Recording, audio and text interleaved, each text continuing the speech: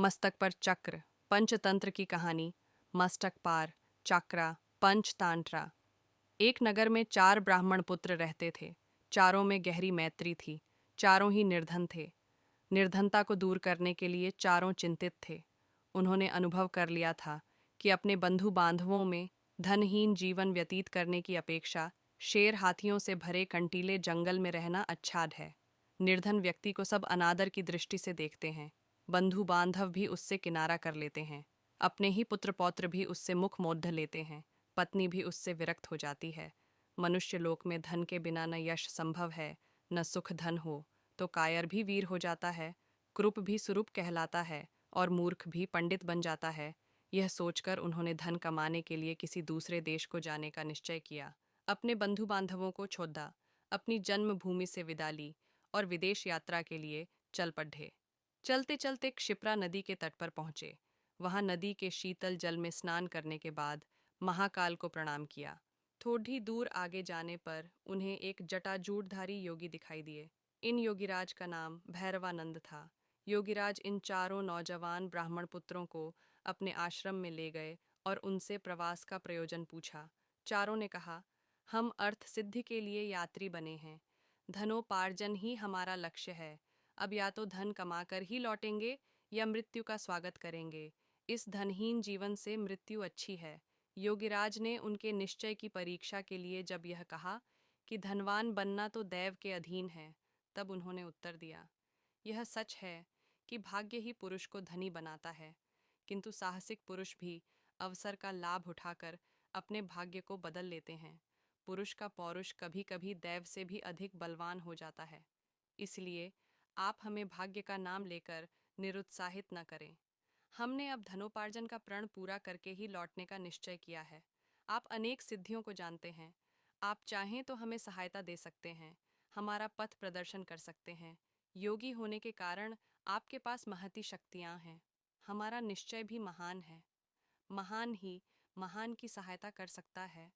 भैरवानंद को उनकी दृढ़ता देखकर प्रसन्नता हुई। प्रसन्न होकर धन कमाने का एक रास्ता बतलाते हुए उन्होंने कहा, तुम हाथों में दीपक लेकर हिमालय पर्वत की ओर जाओ। वहां जाते जाते जब तुम्हारे हाथ का दीपक नीचे गिर पड़े तो ठहर जाओ। जिस स्थान पर दीपक गिरे उसे खोदो, वहीं तुम्हें धन मिलेगा। धन लेकर वापस चले आओ। चारों युवक हाथों में दीपक लेकर चल पड़े। कुछ दूर जाने के बाद उनमें से एक के हाथ का दीपक भूमि पर गिर पड़ा। उस भूमि को खोदने पर उन्हें ताम्रमयी भूमि मिली। वह तांबे की खान थी। उसने कहा, यहाँ जितना चाहो तांबा ले लो। अन्य युवक बोले, मूर्ख, तांबे से दरिद्रता दूर नहीं होगी। हम आगे बढ़ेंगे, आगे इससे अधिक मूल्य की वस्तु मिलेगी। उसने कहा, तुम आगे जाओ, मैं तो यहीं रहूंगा। यह कहकर उसने यथेष्ट तांबा लिया और घर लौट आया। शेष तीनों मित्र आगे बढ़े। कुछ दूर आगे जाने के बाद उनमें से एक के हाथ का दीपक जमीन पर गिर पड़ा। उसने जमीन खोदी तो चांदी की खान पाई। प्रसन्न होकर वह बोला, यहाँ जितनी चाहो चांदी ले लो, आगे मत जाओ। शेष दो मित्र बोले, पीछे तांबे की खान मिली थी, यहाँ चांदी की खान मिली है, निश्चय ही आगे सोने की खान मिलेगी, इसीलिए हम तो आगे ही बढ़ेंगे। यह कहकर दोनों मित्र आगे बढ़ गए। उन दो में से एक के हाथ से फिर दीपक गिर गया। खोदने पर उसे सोने की खान मिल गई। उसने कहा, यहाँ जितना चाहो सोना ले लो, हमारी दरिद्रता का अंत हो जाएगा। सोने से उत्तम कौन सी चीज़ है। आओ, सोने की खान से यथेष्ट सोना खोद लें और घर ले चलें। उसके मित्र ने उत्तर दिया, मूर्ख, पहले तांबा मिला था, फिर चांदी मिली, अब सोना मिला है। निश्चय ही आगे रत्नों की खान होगी। सोने की खान छोड़ दे और आगे चल। किंतु वह न माना। उसने कहा, मैं तो सोना लेकर ही घर चला जाऊंगा। तूने आगे जाना है तो जा। अब वह चौथा युवक एकाकी आगे बढ़ा। रास्ता बड्ढा विकट था। कांटों से उसका पैर छलनी हो गया।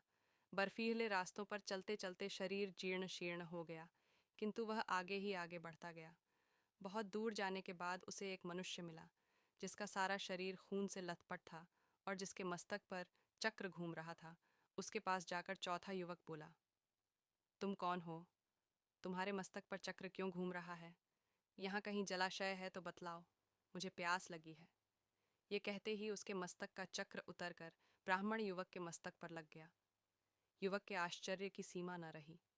उसने कष्ट से कराहते हुए पूछा, ये क्या हुआ? ये चक्र तुम्हारे मस्तक से छूटकर मेरे मस्तक पर क्यों लग गया? अजनबी मनुष्य ने उत्तर दिया, मेरे मस्तक पर भी यह इसी तरह अचानक लग गया था। अब यह तुम्हारे मस्तक से तभी उतरेगा जब कोई व्यक्ति धन के लोभ में घूमता हुआ यहाँ तक पहुँचेगा और तुमसे बात करेगा। युवक ने पूछा, यह कब होगा अजनबी? अब कौन राजा राज्य कर रहा है युवक? वीणा वत्सराज अजनबी। मुझे काल का ज्ञान नहीं। मैं राजा राम के राज्य में दरिद्र हुआ था और सिद्धि का दीपक लेकर यहाँ तक पहुँचा था। मैंने भी एक और मनुष्य से यही प्रश्न किए थे जो तुमने मुझसे किए हैं युवक, किंतु इतने समय में तुम्हें भोजन व जल कैसे मिलता रहा? अजनबी, यह चक्र धन के अति लोभी पुरुषों के लिए बना है। इस चक्र के मस्तक पर लगने के बाद मनुष्य को भूख, प्यास, नींद, जरा, मरण आदि नहीं सताते। केवल चक्र घूमने का कष्ट ही सताता रहता है। वह व्यक्ति अनंत काल तक कष्ट भोगता है। यह कहकर वह चला गया और वह अति लोभी ब्राह्मण युवक कष्ट भोगने के लिए वहीं रह गया। सीख, लालच बुरी बला है।